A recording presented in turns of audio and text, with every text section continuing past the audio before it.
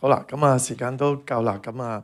我哋開始先。首先都感謝咁多位媒體嘅朋友啦。咁啊今日咧我就開個記招啦，咁係關於呢一個嘅點樣善用北都係主動對接呢個15嘅規劃嘅。咁啊亦都透過我哋專屬法例咧，可以深化改造咧係一啲嘅改革嘅時候咧，係結合同灣區嘅城市一齊協作咧，係更好服務國家嘅。咁啊，首先我都想講啦，大家都知道啦，我哋習主席啱啱我哋特首上咗去見我哋習主席啦。咁主席亦都係指示香港咧係要主動對接15嘅規劃嘅。咁啊，深度參與大灣區嘅建設。咁所以我自己認為咧，其實北部都會區作為香港未來嘅重要發展引擎咧，亦都係香港對接內地重要嘅橋梁咧，係將會成為推動粵港澳大灣區深度合作嘅平台。咁我自己認為咧，未來北都咧其實嘅發展咧已經係去到一個關鍵嘅時期啦。咁所以我哋要把握即係背靠祖國嘅優勢，咁亦都係要係主動係對接善用北都嘅發展咧，係對接15嘅規劃，更加好融入咧係同埋服務國家嘅發展大局嘅。咁令到我哋北部都會區咧唔單止係香港嘅新中心，亦都係咧係大灣區以至係國家嘅北都。咁呢個係除咗係幫助香港咧係一個新嘅發展引擎咧，亦都係幫助咧係灣區嘅發展係成為國家嘅北都嘅。咁我自己係對有關咧即係點樣喺15規劃裏面咧，今日希望咧係提供一啲嘅方向，咁俾特區政府啦，或者俾中央啦，佢大家佢有個方向，咁拋磚引玉，咁希望亦都喺來年啦，喺唔同嘅界別啦，都可以多討論嘅。咁我自己喺做呢個倡議嘅時候咧，其實我都同過灣區唔少嘅部門啦，包括深圳啦、前海啦、橫琴啦、南沙啦，咁我自己都係南沙嘅聯絡官啦，即係南沙新區聯絡官，亦都即係經常同前海佢哋接觸咧。咁所以有啲嘅建議咧，其實都係同佢哋交流嘅時候，咁係覺得具操作性，亦都係可行嘅。咁首先咧就係我哋點樣透過專屬法例，第一點係透過呢個專屬嘅法例咧，係佢創造呢個深化改革嘅空間。咁大家都知道啦，施政報告好感謝特首啦，都接納咗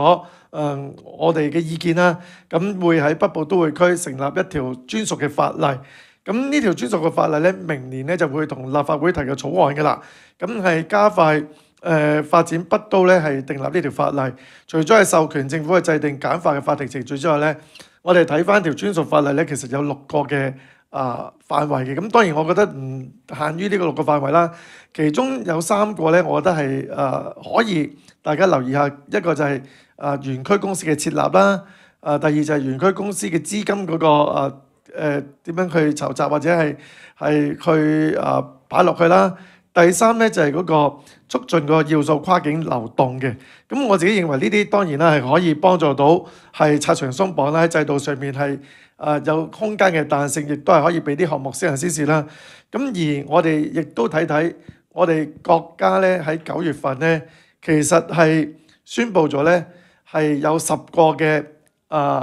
試點城市咧，係可以做國家級嘅改革，就係咧係市場化配置嘅綜合性改革嘅。咁其中咧大灣區內地嗰9個城市咧，就係作為要素市場配置綜合改革試點其中一個試點啦。咁點解係9個城市咧？大灣區明明包埋港澳，咁但係我哋都好清楚，通常內地一啲嘅中央性嘅規劃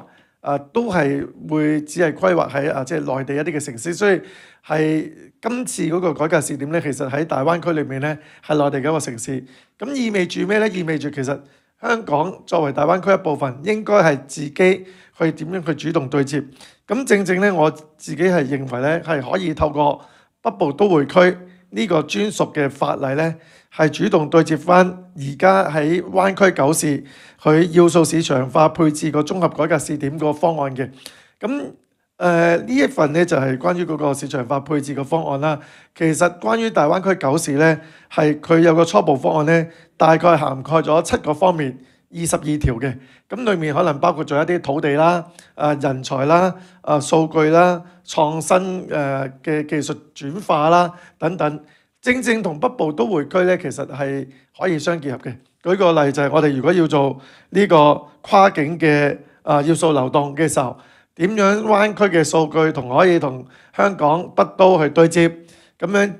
資金啊人才點樣對接？咁我自己覺得就係呢一個雖然係草案係會特區政府交俾我哋即係立法會啊等等啦，咁但係我都覺得即係呢一個嘅法案咧，除咗係包含本地呢部分之外咧，其實亦都應該係可能同灣區九市大家傾下，喂有冇啲嘢特別咧涉及到要素流動，唔單止係跨境流動，唔單止係同九市傾過，可能有啲要中央批嘅喎。咁我覺得喺裡面應該正佢哋亦都做緊一個國家級嘅改革試點嘅時候，邊啲方面係可以大家互相配合，從而喺香港立法嘅時候咧係可以幫助得到咧。因為我自己舉個例，我同南沙新區或者一啲區都講，喂，其實佢哋自己係冇一個立法權嘅。當然啦，深圳呢啲可能有啲特殊立法啦，咁但係都係喺某啲嘅部分嘅啫。其實呢個專屬法例亦都係可以俾到佢哋借助一個機會咧，係可能透過香港嘅立法，咁而灣區同香港嘅合作係變咗一啲間接嘅立法嘅工作。咁所以佢哋都係好關心我哋嘅專屬法例係咪除咗本地方面咧，喺個要素跨境流動嗰方面咧，都可以同灣區九市咧，大家係可以多啲溝通咧。咁呢個所以我就第一點就覺得我哋嘅專屬法例係應該係要配合住而家嗰個灣區九市要素市場化配置嘅綜合改革試點咧，一齊去做嘅。呢個第一點。第二點咧就係咧係點樣係強強聯手咧？灣區有協同發展咧。我自己認為咧，其實北都係香港嘅新中心啦。咁其實灣區九市佢哋都有唔同嘅新中心，例如喺東莞有濱海新城啦，喺廣州有南沙新區自貿區啦，深圳有前海啦，係咪？粵澳係有橫琴啦。咁我哋係咪係可以有啲聯合嘅政策包、聯合嘅產業園同埋聯合嘅資金池咧？咁呢個我自己覺得係值得係大家去即係探討去做嘅。咁聯合政策包係咩咧？嗱，我哋見得到施政報告啱啱公布咗，就係咧政府將會制定一個促進產業同埋投資嘅優惠政策包。咁呢個優惠政策包當然啦，可能喺稅喺土地等等啦。咁但係呢個都只係限於本地嘅啫。咁所以我建議，除咗喺本地嘅政策優惠之外咧，其實係咪可以研究同灣區九市共同制定一個聯合嘅優惠政策包咧？因為呢一個我自己認為其實可以達到1+1等於3嘅效果。而家咧就唔同嘅地方咧，例如河套有河套嘅政策包，前海有前海嘅政策包，南沙有南沙嘅。咁北都係咪可以同其他地方有啲聯合咧？我舉一啲嘅好具體嘅例子，呢個亦都係我同佢哋溝通過嘅。例如喺跨境產業空間裏面，係咪可以做到買一送一嘅形式咧？咩叫買一送一？即係就係香港作為一個研發基地，內地作為一個生產配套。呢個係一個形式嘅例如研發生產我哋擺香港，生產又擺翻喺內地，跟住銷售同國際化又擺翻香港。意味住就係例如我舉個例，可能有啲企業佢喺香港成功喺北都得到批地，自然咧就可以喺南沙，亦都係有一定嘅產業空間，或者有啲地咧係批埋俾呢間公司，係俾佢去用嘅。咁變咗佢唔需要自己喺香港諗完之後，究竟我生產要喺邊個城市咧？一條龍幫佢走晒成個灣區，就係香港灣區咁樣去結合啦。咁而家我哋見得到香港喺人才創新、基礎科學嘅研究同埋國際嘅資金匯聚方面咧，其實好突出嘅。咁而內地喺個生產嗰個測試嘅空間咧，同埋個成本咧亦都好充裕啦。咁所以我哋可以通過落地北部都會區嘅土地配送大灣區城市產業空間嘅方式咧，形成呢一個香港源頭創新、內地規模化生產、香港國際化嘅市場嘅模式咧。呢個唔單止係可以真係吸引得到啲企業，佢可能佢除咗睇中香港嘅市場，亦都睇到內地。但係你要叫佢兩邊去跑嘅時候咧，佢係困難嘅。咁所以呢一個係有一個吸引力咧，俾到成條產業鏈咧係唔同嘅企業點解要落地北部都會區？佢可以同時享有喺香港同內地嘅優勢咧，都係可以享有得到。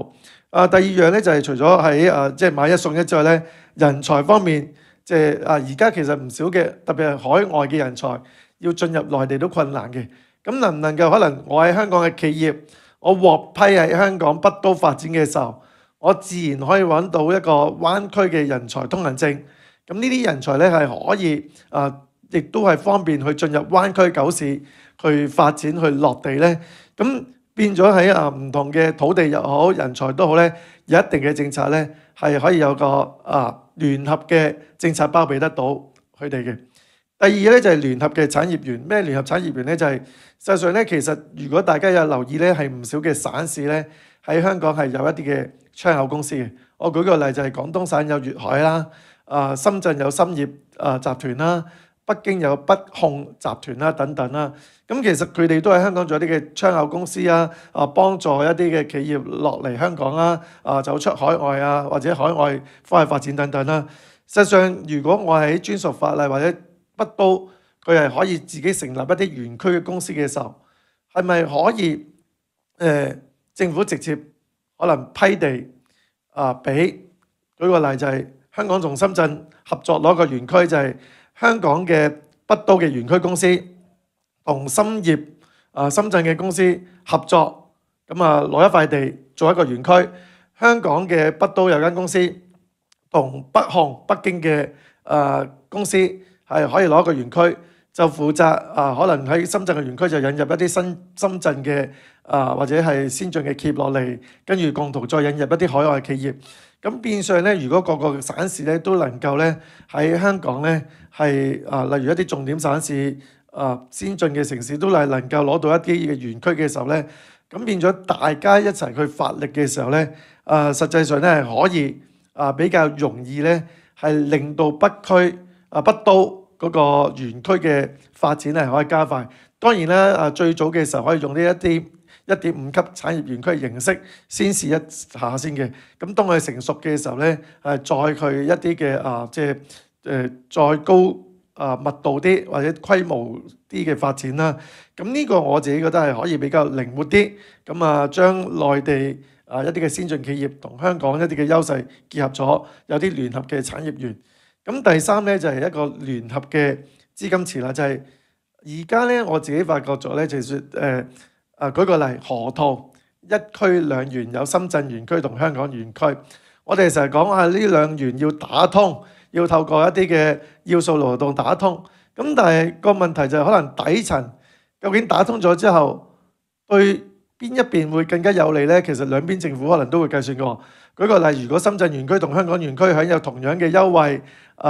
能夠嗰啲要素流動、人才物流、資金流完全打通嘅之後，咁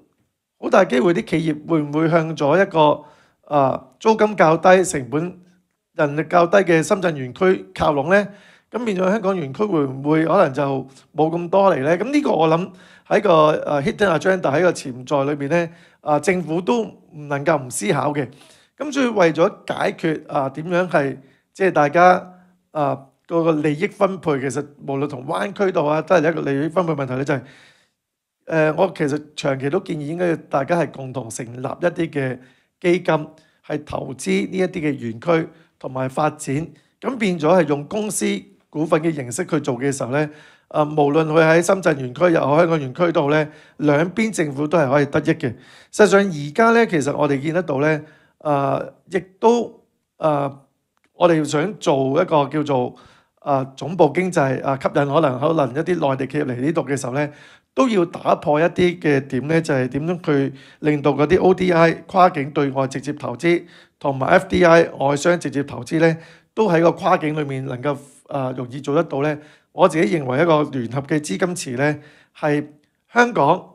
係同灣區嘅城市一齊去融資，去成立一個資金池咧，係可以更加好地咧係收益共享，係保障咧大家一個長期穩定嘅合作嘅。咁變咗喺個北都嘅一啲項目或者喺灣區一啲項目咧，無論佢係成功咗嘅時候咧，兩邊都係可以有啲嘅得益嘅。咁呢個我自己係希望特區政府真係都可以加緊同灣區嘅城市同中央去傾點樣去共同籌建一啲灣區基金嘅。而家事實上咧喺內地嗰個大灣區基金咧係冇包港澳嘅資金，亦都係冇辦法去投資港澳嘅。咁所以呢一樣嘢咧，我自己係認為聯合嘅資金池咧係重要嘅。咁所以喺呢個15之下咧，點樣係北都嘅發展咧？3個聯合嘅政策優惠政策包、聯合嘅產業園同埋聯合嘅資金池咧，我自己認為咧都係應該喺北都嚟緊咧係去探索點樣去落地去做嘅。咁最後一點咧就係我哋點樣去分工發展一啲嘅專注嘅優勢產業。實際上咧，我哋知道咧，我哋而家之前見到新田科技城又好，或者之前講北都，我哋要發展幾方面例如發展醫療生命科技啦，發展人工智能大數據啦，機械人啦，先進製造業例如晶片嗰啲啦，新能源新材料都好啦。咁坦白咁講，我哋仲有8大中心，我之前講啱唔啱啊？一個城市要樣嘢都擺到資源落去推動同發展咧，其實唔容易嘅。北都亦都係一樣，就係你想全面樣樣都去做嘅時候咧，係咪都樣樣能夠做得好咧？咁我自己都會有個疑問嘅。咁所以我哋覺得有啲嘢其實擺明，當然我哋都要做，但係一睇就可能喺灣區其他地方，可能佢比較有優勢喎。而家你話叫人落嚟香港嘅時候，佢都會即係諗一諗，究竟係咪即刻第一時間落嚟香港咧？例如一啲新能源新材料等等啊，或者人工智能等等啦。咁我哋其實但係如果對比灣區，甚至乎對比內地我哋國家即係其他方面嚟講咧，我哋其實北都有2個好大嘅突出嘅優勢嘅。一個就係教育，所以我點解講北都大學城係要優先上馬嘅？一個咧就係醫療，醫療我哋而家亦都公布咗第3間嘅醫學院啦，咁即係都會喺牛潭尾嗰度啦。咁所以我自己係認為咧，其實我哋香港北都咧嚟緊可以同灣區大學分工咧，我哋規劃咗，我哋係要做頭先嗰啲範疇，但係我哋優先集中資源咧，係做好我哋嘅北都大學教育城同埋我哋嘅國際醫療中心相關嘅產業。俾大學城同埋我哋呢啲醫療產業，特別係第3間醫學院咧，可以形成一個協同效應，實現產學研咧係有機結合。發展好大學城，發展好呢個醫療產業嘅時候咧，自然喺人才又好，或者喺一啲嘅科研度咧，都可以帶動到其他唔同方面嘅產業喺北都裏面發展嘅。講翻北都大學城啦，頭先即係我哋之前講要擴大規模，其實我哋見得到，無論政府而家喺牛潭尾最新嘅發展圖10月份公佈，由46公頃去到52公頃，咁已經增加咗啦。將來洪水橋政府都研究係會加大，咁所以呢度我希望進一步政府能夠加大啦。咁有3個目標希望可以教成做得到嘅。咁第一當然係要繼續去鞏固同埋強化香港高校嘅基礎實力啦。第二就係我哋要助力內地一啲嘅高校係國際化嘅。我哋見得到其實香港係有5間100強嘅大學，呢個好犀利嘅。我哋國家咧其實係都係5間嘅啫。咁點樣透過我哋香港嘅大學城，可能同大學合作，令到國家除咗5間之外咧，可以衝擊更多嘅100強咧？呢個都係其中一個目標。咁第3咧就係點樣去發揮產學研嘅優勢，快速地聚集人才啦、人流啦，同埋去帶動嗰區嘅商業發展。我哋見得到，其實大學城係可以帶得到房地產或者商業嘅，因為如果睇翻2024年嗰個非住宅10大個交易數據咧，3單咧係大學產生嘅。咁所以我自己認為咧，其實大學城係一個。咁第二咧就係醫療，點解我話要去可以行先啲咧？就係我哋見得到咧，而家香港話要籌建一個香港嘅藥械監管中心之際咧，又加埋公佈咗第3間醫學院嘅時候咧，我哋其實可以發揮更多香港嘅醫療嘅優勢嘅，包括我哋有大量嘅國際化嘅人才啦、科研人才同埋專業技術人員啦。另外我哋港大、中大、科大呢啲世界一流嘅科研機構同高校喺藥物研發、臨床試驗同埋質量嘅管理方面咧，係好有豐富嘅經驗同埋專業能力嘅。咁對於打造呢個國際醫療樞紐咧，促進粵港兩地嘅醫療資源共享同埋產業嘅合作咧，其實咧係好大優勢。咁所以我覺得北都其實我哋應該喺大學城同埋醫療生命科技呢方面咧，係集中資源咧係優先同埋加快發展嘅。咁最後總結啦，咁我自己睇翻即係15規劃，北都的確係一個好重要嘅平台，係可以幫助我哋對接國家嘅15規劃，特別喺灣區嗰個國家級嘅改革裏面啦，特別喺未來香港嘅新中心點樣推動。頭先講教育，我哋唔單止幫助香港本地嘅教育，我哋亦都可以幫助到內地嘅高校國際化同埋衝擊100強嘅。咁呢個我哋期望住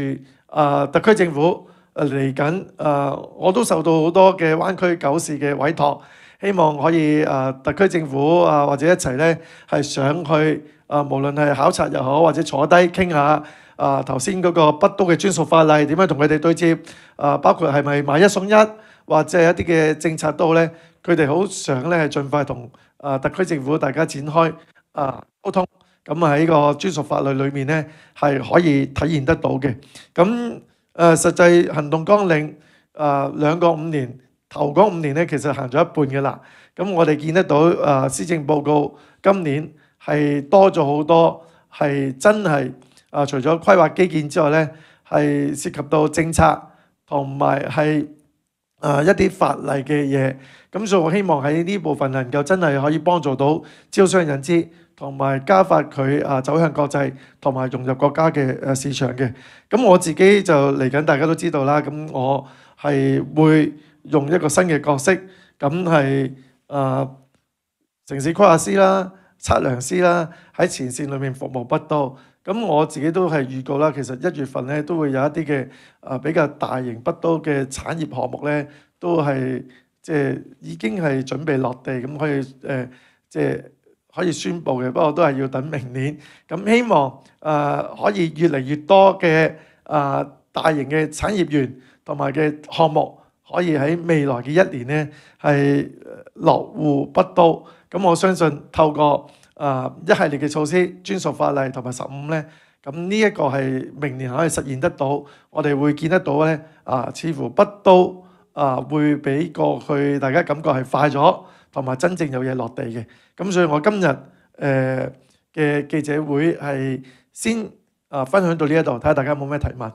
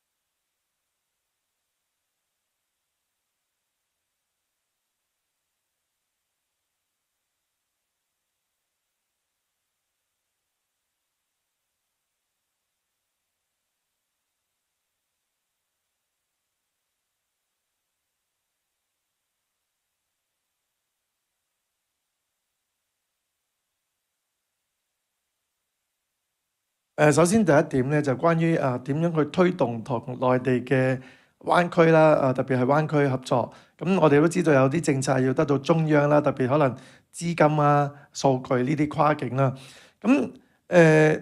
我頭先都講啦，其實而家我哋正咧就係即係15規劃，中央都會有新一輪喺無論港澳啦，或者係內地，特別係內地啦，港澳要我哋自己去主動提出、主動去對接。咁事實上咧，其實喺啱啱嘅9月份，其實國務院係公布咗咧，係有10個嘅試點係要進一步咧係做市場化嘅配置綜合改革嘅。而灣區內地9個城市咧，正正係其中個試點。咁頭先都講咗，佢哋會喺7個方面22條內容咧，而家係已經係要去做呢一啲嘢㗎啦。咁我自己睇啦，其實灣區9市點解國務院係公佈？因為即係等於河套最初係先公佈咗深圳園區，跟住留翻香港園區俾香港自己公佈一樣，就係我諗呢個市場化其實灣區唔單止係9市嘅，亦都包含住港澳嘅。咁但係港澳嗰部分係要主動去同佢對接。咁所以而家我哋正好就係透過呢個國家級嘅改革試點，啱啱為期2年嘅呢個2年裏面嘅開始嘅時候咧，我哋就用專屬法例同佢去對接，因為專屬法例其中一項就要做呢個要素跨境流動啊嘛。咁呢個要素跨境流動亦都唔係單方面自己香港，我決定咗就做得㗎，都係要去中央去傾嘅。咁所以我相信而家灣區9市同香港咧，正正都就住專屬法例同埋佢哋嗰個市場化配置嘅改革試點咧，大家都要諗緊點樣去做嘅時候咧，呢個係一個合適嘅時機。大家去坐低去傾，然之後去報中央點樣喺個市場化配置裏面咧係更加國際化一體化，呢方面係一個最好嘅時機。15/55規劃裏面如果能夠傾好咗之後咧，咁我相信亦都係可以將佢擺落去15規劃裏面嘅。呢個係中央而家都係鼓勵緊大家要去做緊呢樣嘢嘅。咁第二咧就係喺個我雖然離開咗議會啫，咁但係亦都感謝喺議會多年裏面啦，累積咗唔少嘅人脈網絡啦，包括政府嘅人員啦，咁同埋好多嘅唔同嘅社會嘅無論係議員啦，或者係商界啦，或者唔同嘅人士都好啦。咁我諗其實除咗民建聯，我都會同唔同嘅即係黨派大家合作，只要佢係有心喺推動北都嘅發展咧，咁我都覺得係我嘅合作對象。咁我以往咧其實都有個叫做北部都會區嘅發展聯盟啦。咁但係因為過去我喺議會上面咧，所以大家都係會聚焦喺我議員嘅角色多啲。咁我今後嚟如果唔做議員咧，我希望會重啟翻呢個北部都會嘅發展聯盟。咁同可能議會內嘅議員一齊合作，同地區嘅人士一齊合作。咁當然啦，新界北2位嘅候任直選議員，包括新世聯譚振國、民建聯姚明，都係我一個緊密嘅合作對象啦。咁本身大家都知道喺新界北嘅區議員、地區人士、鄉事會嘅人員同我關係都好深。咁我相信呢一啲都會繼續合作嘅。咁第三咧就係究竟醫療又好，或者係教育都好，點樣去令到啲基層受惠啦？咁我自己覺得即係縱使我哋要發展大學城都好啦，咁但係大學城裏面咧，其實都係可能需要有唔同嘅配套嘅，例如咁大學城可能有學生宿舍啦，咁佢可能都要有餐飲啦，啱唔啱啊？甚至乎佢都係要即係喺個城市營運裏面都要人㗎啦。咁所以你見得到其實就算而家我哋一啲嘅公立醫院裏面，除咗醫生同護士之外，其實都仲有好多嘅人員係上班嘅。咁呢啲舉個例，北區醫院同天水圍醫院都好，都製造咗好多就業機會俾我哋嘅基層人員嘅。咁所以我相信咧，其實大學城同埋呢個醫療嘅教育又好等等咧，其實一方面可以吸引到高中端嘅人才。第二咧，佢係幫助到咧北都可以迅速發展咧，係可以令到吸引咗啲人嚟啦，咁自然就令到嗰個商業嘅活動咧會產生。咁所以除咗佢哋本身可以提供到一啲嘅俾基層嘅就業機會之外咧，佢哋可以係周邊咧衍生到一啲嘅經濟嘅成果咧，係令到有啲嘅基層人員咧都係可以受惠得到嘅。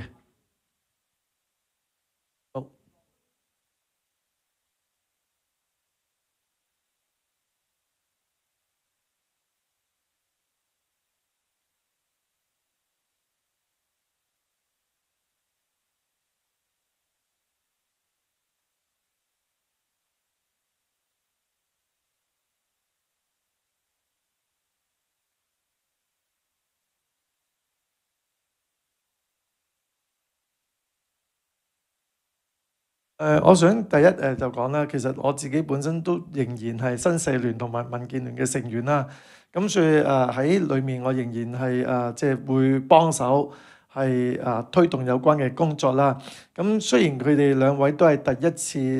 進入立法會啦，咁但係佢哋無論喺地區議會又好，或者係跨界別唔同嘅慈善團體啦、商業機構咧，都係有好深嘅經驗。咁我亦都相信即係呢啲經驗可能都會帶到一啲嘅創新落去北都，咁所以我自己希望將我過去一啲嘅經驗或者喺北都裏面推進嘅時候累積到一啲嘅心得嘅時候咧，係可以同佢哋交流，加埋佢哋一啲喺唔同背景裏面一啲嘅新嘅元素咧，可能可以喺北都裏面咧係做得更加全面、更加好嘅。咁第二方面咧，咁我自己覺得即係議會當然係。呢個經驗對我嚟講係好難得啦，咁我亦都坦白咁講，真係透過過去由區議員到立法會議員，對於土地或者係即係一啲嘅專業政策係加深咗好多認識，從而我自己亦都變咗一個即係土地嘅專家，攞埋規劃師牌啦、測量師牌啦呢啲等等啦。咁我相信即係喺唔同嘅位置咧，其實都係可以即係。對於北都係有唔同程度，而家坦白咁講，喺上一個階段喺立法會裏面，可能推動北都一啲嘅規劃啦、頂層設計係可能優先要做嘅。咁但係北都已經進入一個新階段咧，下一個階段真係要點樣對接一啲項目落地，點樣去招商引資，可能係一啲更加前線嘅工作。咁所以我自己覺得換一個身份，可能明年好快你都見得到我會有啲項目嘅即係公佈啦。咁呢啲我覺得都係一個即係唔同嘅崗位或者唔同嘅時期咧，係服務北都嘅。咁再加上即係我自己覺得，即係雖然我唔擔任議員啫，但係喺議員裏面累積嘅人物啦、累積嘅經驗啦、對法例嘅認識咧。咁呢啲唔會話唔做議員就交翻晒出嚟，咁我覺得都係可以透過呢啲專業知識同現任嘅一啲嘅議員咧係繼續合作去服務北都嘅。好，睇下大家仲有冇其他問題啦。咁如果冇，咁係差唔多啦，好嘛？俾大家影多一張相啦，最後尾再。